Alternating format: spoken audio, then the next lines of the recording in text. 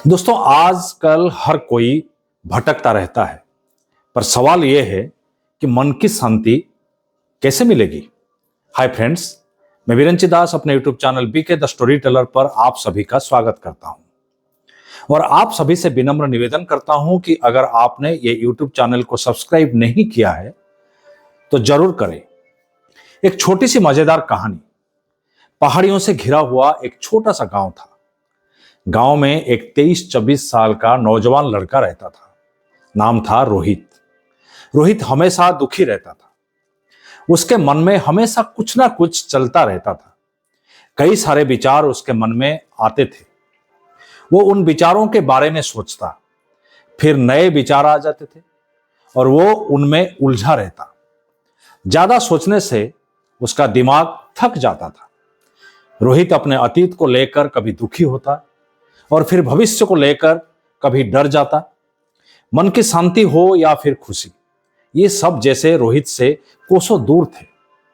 वो ना ठीक से खा पाता था, ना सो पाता था, ना किसी काम में उसका मन लगता था। एक दिन उसे खबर मिली कि दूर नदी के किनारे वाली जंगल में एक वृद्ध व्यक्ति रहते हैं जो एक बड़े साइकोलॉजिस्ट हैं। पहले शहर में रहते थे, पर आजकल मन की शांति के लिए अकेले उस जंगल में रहते हैं। उनको पूछने पर वो लोगों को उनके जीवन से संबंधित अच्छी सलाह भी देते हैं।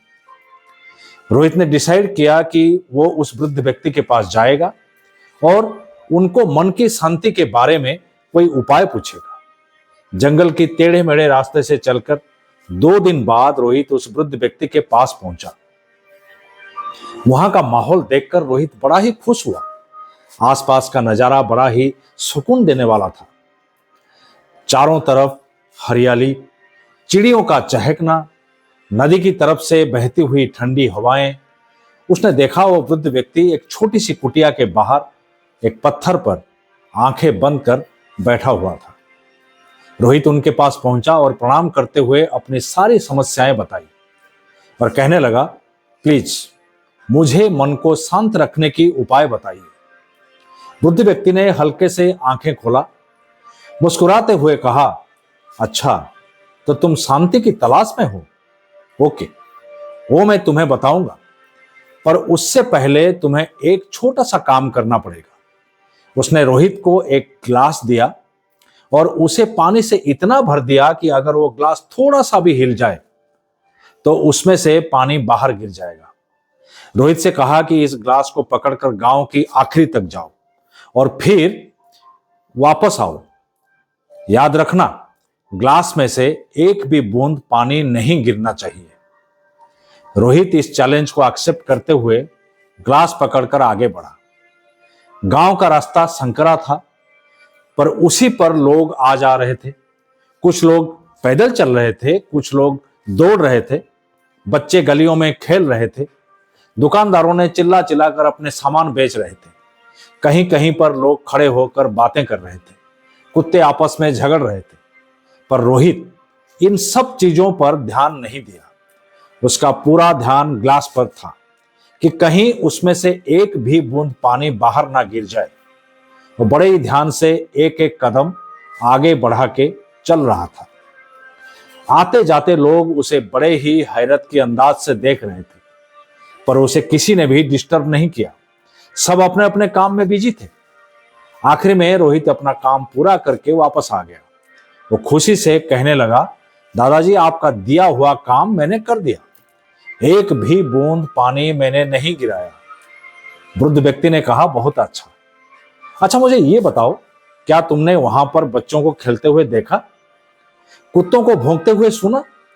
रोहित सोचते हुए जवाब दिया, नहीं, ना मैंने किसी को देखा और ना कि किसी को सुना। मेरा पूरा ध्यान तो ग्लास के ऊपर ही था। वृद्ध व्यक्ति मुस्कुराते हुए कहा, बस यही तो तुम्हारा प्रश्न का उत्तर है। जब तुम्हारा माइंड वर्तमान में बिजी रहता है, तब बाहर की कोई भी भय, चिंता या फिर किसी भी प्रकार की कंफ्यूजन मन के अंदर घुस ही नहीं सकता। तुम्हारा पूरा ध्यान ग्लास पर था। मन में सिर्फ एक ही चीज थी कि ग्लास से पानी बाहर ना गिर जाए। इस पूरे समय में ना तुम अपने पास्ट को लेकर दुखी थे, ना अपने फ्यूचर को लेकर डर रहे थे। रोहित को धीरे धीरे सब समझ में आ रहा था। उसे पता चल चुका था कि शांति बाहर से नहीं बल्कि इंसान के अंदर ही है। अगर हम प्रेजेंट में जीते रहें और बिजी रहें तो हमें बाहर पीस ढूंढने की जरूरत नहीं है। रोहित ने कहा, दादाजी अभी मैं सब समझ गया, आगे से मैं अपने माइंड को शांत रखूंगा और वर्तमान में बिजी रखूंगा। दोस्तों, कहानी कैसी लगी और इस बारे में आपका क्या ख्याल है, कमेंट करके जरूर बताएं।